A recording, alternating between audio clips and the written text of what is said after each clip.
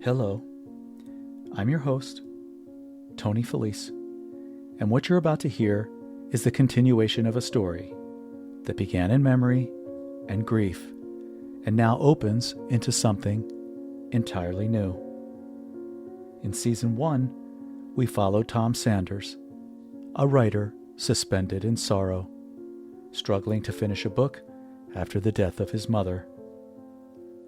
Through the hush of loss and unexpected guidance of a wise, mysterious cricket, something began to unfold.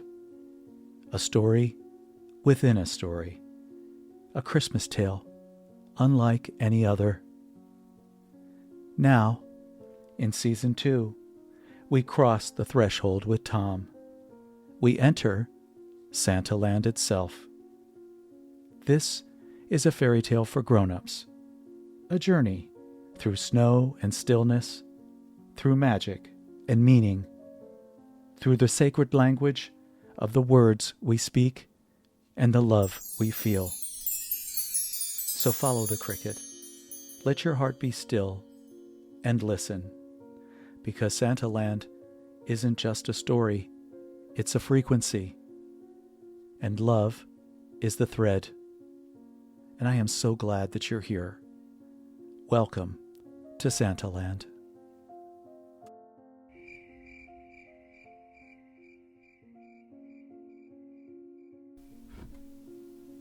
Hello, and welcome to the Santa Land podcast. I'm your host, Tony Felice, and we are now entering Chapter 2, entitled Gathering Friends. The beloved walked through the wood in silence. The cricket leaned into the collar, waiting. The trees marched with them, or so it seemed. Commotion and snow fell off branches, caused by two cheerful culprits. Two squirrels, chatty brothers, leapt from tree to tree, jabbering like monkeys, squawking at tourists behind glass. Chirp, chirp, twitter, twitter. Snow cascaded down from the trees, causing the beloved to smile and brush it away from their face. Hello, Chip. Hello, Away. Hello, said the cricket, brushing snow off his shoulders. The introduction was followed by an acrobatic display. Both squirrels jumped in unison and completed two impressive somersaults, crossing one another in the air, and then they landed on either shoulder of the beloved, who laughed and looked frantically at both. The squirrels quickly exchanged places and hid inside of the hood of the beloved's parka. They peeked out and retreated, peeked out and retreated. It was as cute as anything the cricket had seen in a while. Hello, hello, they said. This is Chip, and this is Away, said the cricket, gesturing. They help with time, you'll see. The beloved chuckled, and the squirrels ran across their shoulders and switched places. Each took a little bow and then jumped back in the hood and found a place to snuggle on both sides of the beloved's ears. The party walked in silence. It was good. Crunch, crunch, crunch. Steps marked off like stiff shoes in 3s and 4s. By this time, the sky had begun to darken.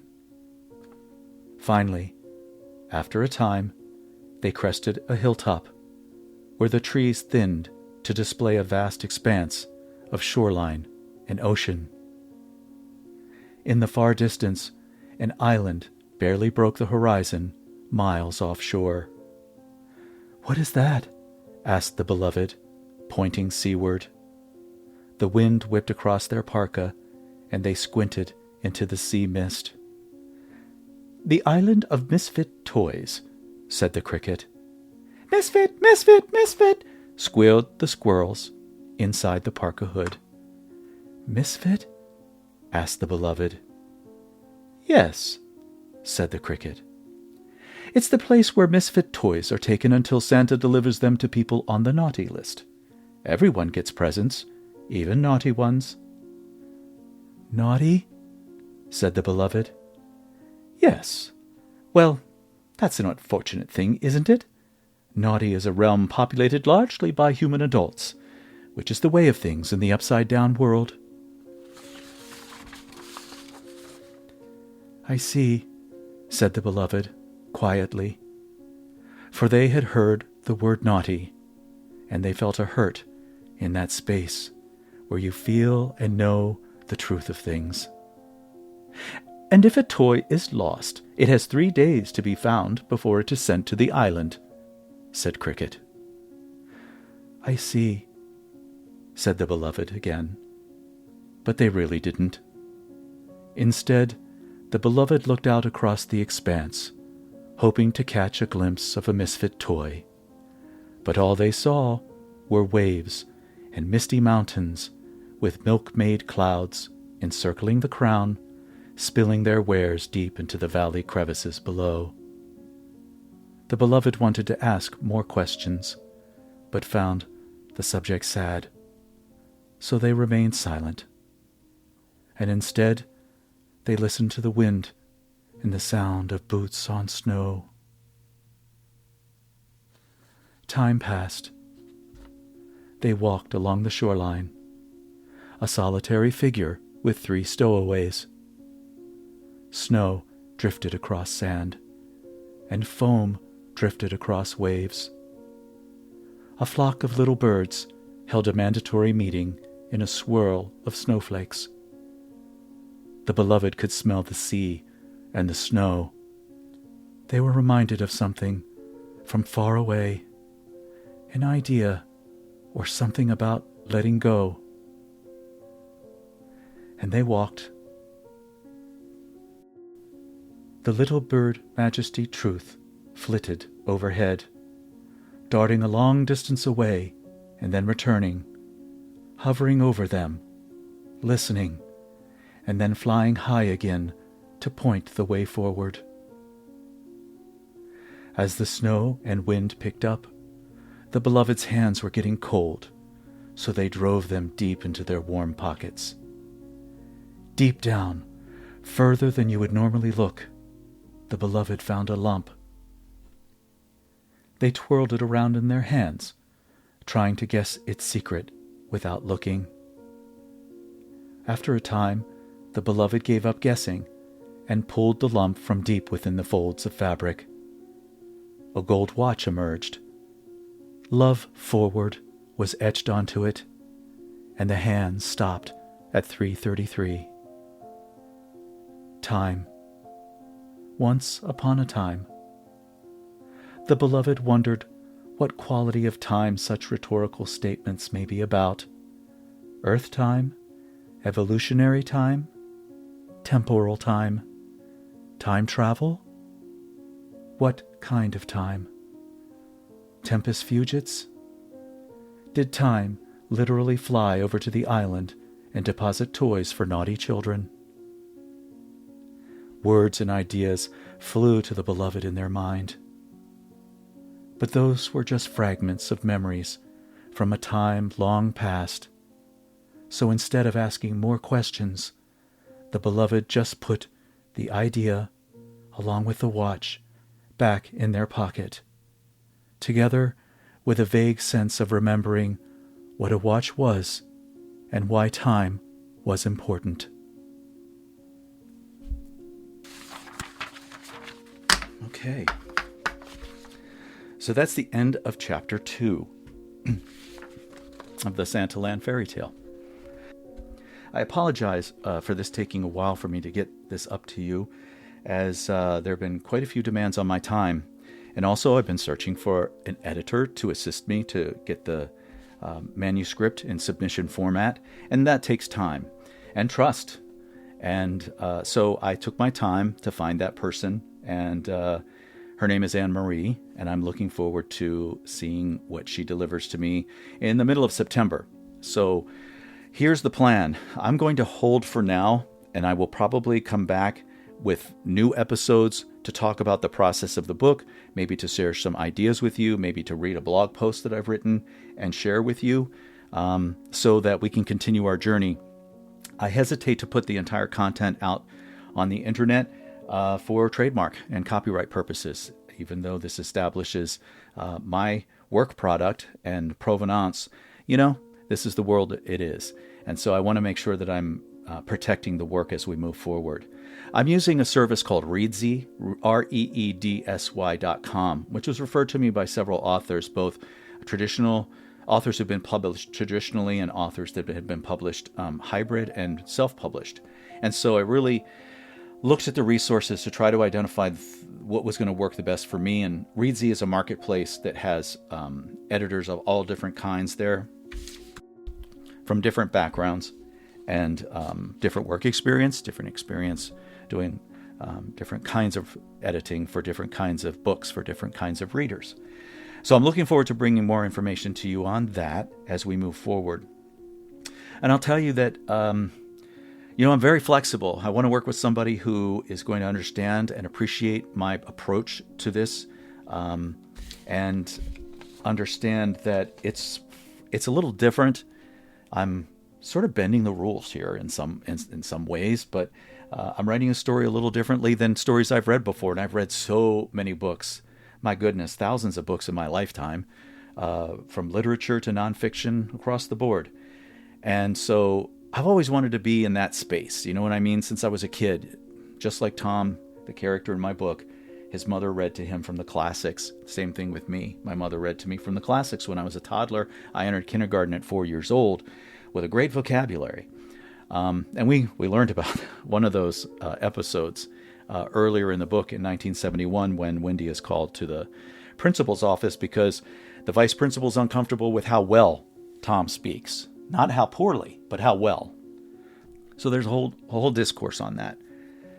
I hope you've been well. I really do. And I tell you, through this process, sometimes, it gets a little, you want it to happen faster. You want the responses to come sooner. You want the criticisms to be valuable as opposed to, subjective or opinion-based. And when you put your art out there, there's a certain amount of courage it takes to put the art out there, but also without ego, if possible. And life is so much easier and so much more enjoyable the more I diminish my ego, to be quite honest with you. And to even bring it up sounds like egotistic. It sounds egotistical, but it's sort of the process that I'm going through that I've experienced some really great help. First of all, I found a book called it was in a comment on a YouTube post on some obscure video that I watched. And they didn't even name the author. The book was called The Secret Laws to Shaping Reality. And now I'm a skeptic, okay? I'm pretty well educated, and I've been around the block, and I'm a business owner, and I've helped companies become successful. So I've seen every gimmick in the world. I've heard every pitch. I've seen every promise that you can imagine.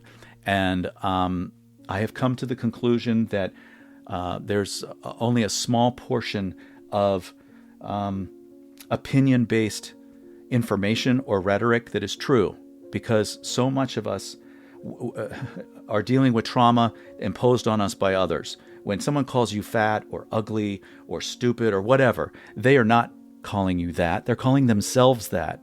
But no one teaches you that. And I'm teaching you that right now. When someone says those things to you, you don't own them. But what happens when we're younger, we take it on. It becomes part of our story, right? All these criticisms, these awful things that people said are simply projections of their own reality onto other people.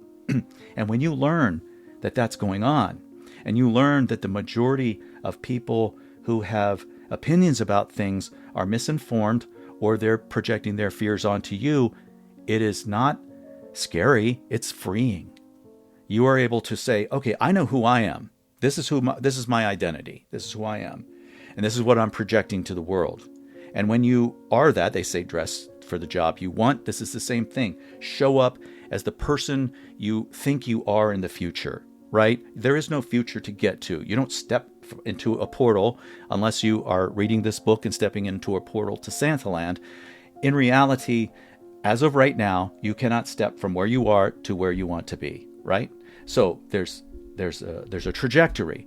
Well, if your identity is such that you shed all of those things that have been put on you, including things you see in the news, including things you see in scientific journals, and all of these things where you have questioned reality, you ask yourself, what works for me in my identity?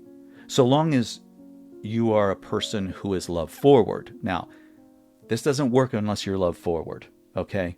If you're angry or suffering through trauma, you've got to experience those things before you can even think to frame it from this perspective. But anyway, that book was transformative for me because it helped me release a lot of things, because it logically flipped a switch in my head that said, you don't own these things. Let them go. Give them back, right? Give that energy back. Open the space for some new things. And then concentrating on you already being that. And then you will attract those things into your life, and hopefully your life will shift. And mine has. I've been practicing this since I last talked to you, and it's been weeks. I've been testing this. And then I found another book called Letting Go by Dr. Hawkins, a scientist, right? Who takes it one step further and helps you focus on who your true identity is, because within that true identity, you can release a lot of the things holding you back. And those are they're called lower vibrations. And before you roll your eyes, they can be scientifically proven. Okay, the human body has a field around it. Hold your arm out, arm's length, right now, wherever you are, unless you're driving. Hold your arms out. Okay, do you feel you? You're about a yard out from your body. You can feel the presence of you, right? That's why it's crazy when people enter your personal space and it makes you feel uncomfortable, because this is your dominion. Well, that is a frequency you are emitting from your body. And that frequency has various tones, if you will, colors, if you will. And your mental state is a direct reflection of how you think you are. Okay? Your mind controls your body. Your body doesn't control your mind. Your brain doesn't control your mind. Your mind controls the brain, right? So if you believe these horrible things about yourself, you're going to see that time and time again. Right? You buy a new BMW, what do you see? You see BMWs everywhere when you never saw them anymore before, right? They call it the law of attraction, but it's actually the law of identity is what I call it. When you identify as a solid, loving, kind person that is trying to be the best version of themselves and knows that the answer to every question is love, then you reach higher states of what's called vibration. And you move through these gates from shame and guilt, past pride, and then up to courage, and then up to awareness, and then up to okayness, and then knowingness, where you're like Buddha. You're a benevolent, you love everything, you understand how everything is connected, and that you are a part of that, and that it is a direct reflection of who you think you are, right? So you may not have signed up to hear those things, but if you didn't, I'd like to expose you to them, because they have made a difference in my life. And I spent the first part of the book really going through what that character's been through, so you can hopefully identify with that in some way. So that when we reach this fairy tale, the allegory, the metaphors that are in here, they hit home. They sound familiar because you read about that character dealing with it. So I'm going to wrap this up here. And again, thank you for joining me. I'll keep you up to date as we move forward. God bless everybody. It's 11:11 a.m. right now, and I hope that you have a wonderful day. Thank you so much for listening, and take care.